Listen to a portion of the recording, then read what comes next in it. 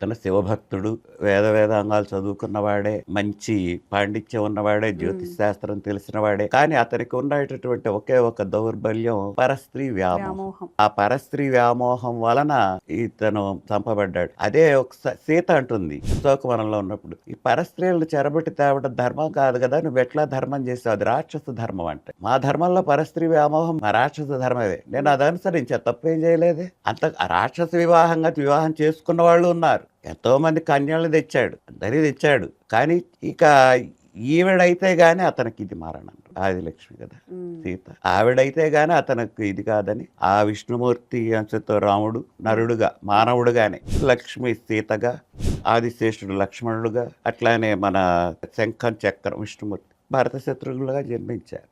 ఇది చాలా మందికి తెలియదు. ఇది అక్కడ ఉన్న వాళ్ళు ఆదిశేషుడు లక్ష్మణుడు, ఆదిశేషుడు అవతారం లక్ష్మణుడు స్వామి కోపం ఎక్కువ, బుసలు కొడుతుంటుంది పాత్ర. రాముడు సరే విష్ణువు, సీత లక్ష్మి, భరత శత్రుఘ్నులు శంఖ చక్రాలే.